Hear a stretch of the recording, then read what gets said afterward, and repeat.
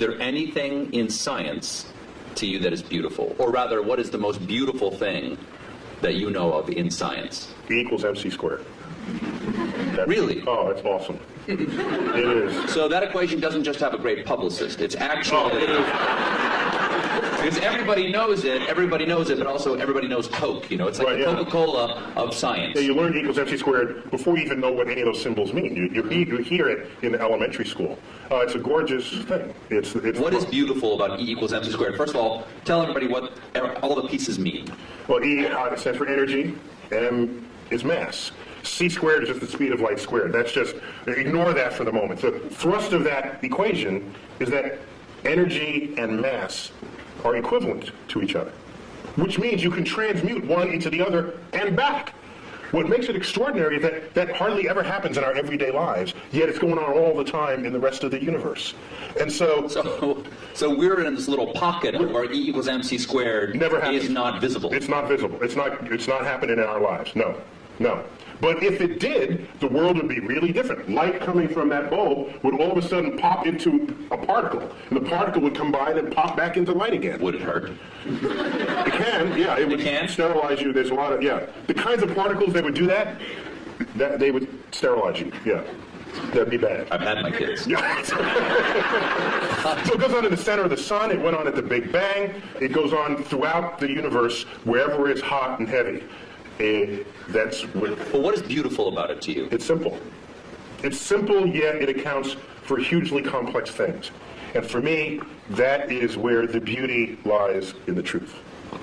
No. If I had to give you a complex theory to understand a complex phenomenon, send me home. Because what's the point? Well, now, there's no tablet in the sky that said it had to be simple to end up being complex. That's just a remarkable fact about the universe. So why not celebrate it? The fact that pi, right? Let's say the numbers together. 3.1415926. We got a few. That's pretty good. That's a nerd fest. We got a geek thing going on over there. Not bad. The fact that you take a circle of any size, a circle the size of the universe itself, and divide it by its own radius, and you get that number, that's beautiful. I have to pause, and I get misty thinking of this. It's not. That's just another one. That the atoms and molecules in your body are traceable to the crucibles in the centers of stars that manufactured these elements over its lifespan, when unstable, on death, exploding its enriched guts across the galaxy, scattering it into gas clouds that would ultimately collapse and make a star and have the right ingredients to make planets and people. Which means we are part of this universe. As I've said many times, and this goes back, not only are we in the universe is in us. That is a profound concept. And I think it's the greatest gift that astrophysics gave culture in the 20th century.